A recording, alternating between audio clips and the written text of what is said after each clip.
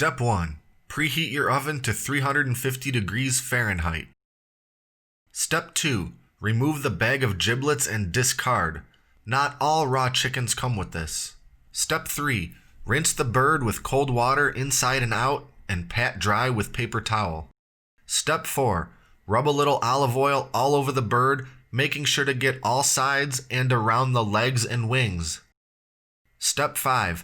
Season all sides of the chicken. Don't know what seasoning to use?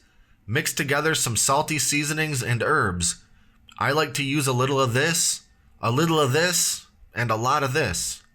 These also go great on chicken. Don't have any of that? Just use salt and pepper. Be careful not to use too much salty seasonings. I'm coating this chicken with a lot of seasonings, but most of this is paprika, which is very mild and contains no salt.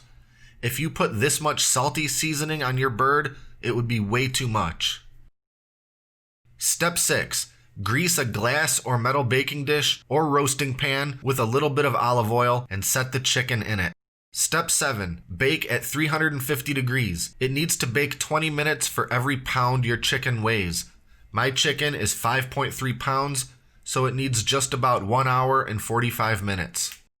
Step 8. After baking, use a meat thermometer just to be sure. Stick the thermometer in a couple spots and make sure the temperature is at least 165 degrees Fahrenheit.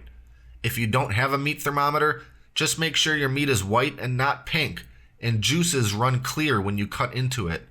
If it's undercooked, stick it back in the oven for a bit longer. Step 9. Cut up and enjoy your roasted chicken.